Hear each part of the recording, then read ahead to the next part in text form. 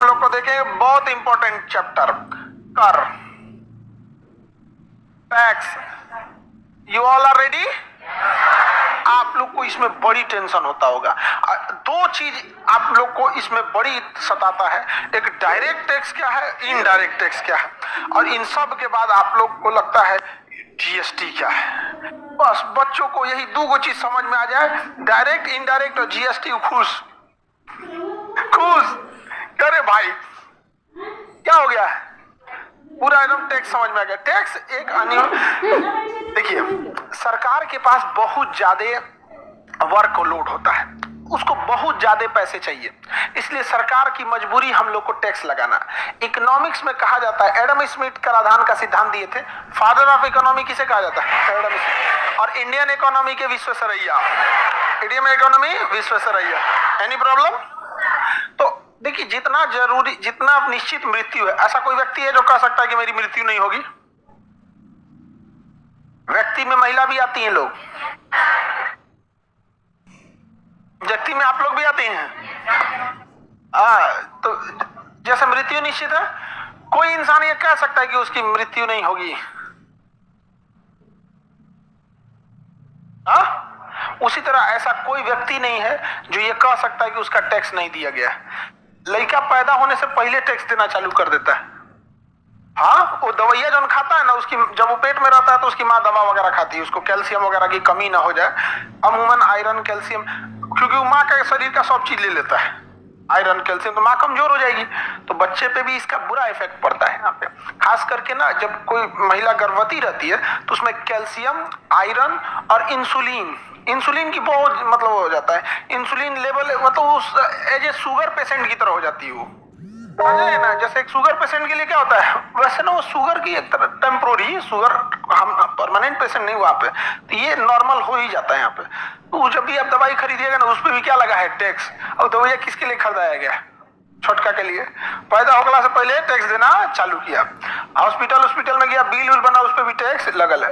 मरने के बाद अगर आप जाइएगा परिवार रजिस्टर में नाम कटवाने और उसकी संपत्ति अपने नाम पे कराने, जैसे मान के चलिए किसी के दादाजी की मृत्यु हुई, आपके पिताजी मृत्यु के 1-2 महीने बाद, अब जब सारा क्रियाक्रम धार्मिक अनुष्ठान वगैरह हो जाते हैं, तब सरकारी क्रिया काम होता है। उसमें क्या होता है कि जब वो जाएंगे संपत्ति अपने नाम पे कराने, तो टैक्स लिया जाएगा सरकार। मृत्यु कर, काहे मरे, मतलब उनकी मृत व्यक्ति की संपत्ति आपके नाम पे ट्रांसफर करने के लिए। तो समझ रहे हैं, गर्भ से लेके कब्र तक आपको टैक्स देना है। जब से पैदा हुए हैं गर्भ में है, और जब तक कब्र में नहीं चले गए तब तक आपको क्या देना है? टैक्स देना है। टैक्स बहुत जरूरी है, उसका रीजन भी है, सरकार के पास बहुत सारे खर्च करने हैं। आप एक काम कीजिए, सरकार का खर्च देखना है तो अपने मोहल्ला का सड़क बनवा दीजिए। अपने मोहल्ले में जो सड़क बन रहा है ना, उस सड़क को बनवा दीजिए आप चुपचाप। बस देखिए, आपको समझ में आ जाएगा कि सरकार का खर्च क्या चीज होता है। अरबों खरबों का खर्च है। जैसे बिहार सरकार को, आपको अगर हम कहते हैं कि आप स्टूडेंट हैं, आपको अगर हम साल भर का 70,000 रुपए दे देते हैं, यानी 5,000 रुपये मंथली, 12×5 = 60,000, तो एक आपका फिक्स्ड है 5,000 रुपया मंथली आपका खर्चा है, तो 60,000 रुपया सालाना हुआ, और 30,000 एक्स्ट्रा दे दिया आदमी कि आप ये रख लीजिए, यानी 1 लाख रुपया में आपके साल भर का खर्चा हो जाएगा। एज एक स्टूडेंट साल में कितना खर्चा कर देता है? 1 लाख खर्च कर देता है। आप लोग समझ में आया कि नहीं आ गया?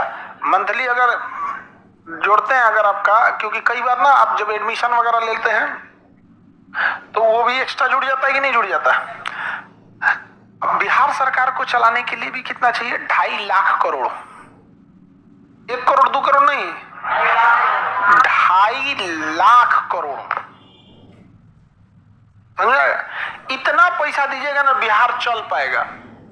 क्योंकि जितना बिहार का खर्चा है, क्योंकि खर्चा रोक नहीं रख सकते, इतनी पुलिस लगी हुई है उसको पैसे देने हैं, इतने टीचर की वैकेंसी हुई उनकी सैलरी देनी है, जितने कर्मचारी उनकी सैलरी देंगे कि नहीं देंगे? यहाँ पे सबकी सैलरी देने होने में खर्चा, कितना खर्चा लगता है? 2.5 लाख करोड़। सोच सकते हैं टैक्स नहीं देंगे तो हम लोग चल पाएंगे नहीं।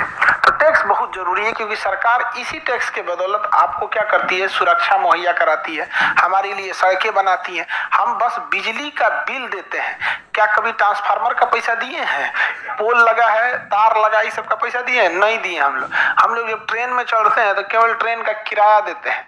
वो रेलवे लाइन बिछाई गई है, ट्रेन में बना है इंजन, वो सब का हम लोग से मतलब नहीं है। अब सरकार अपना पैसा वसूलते रहे,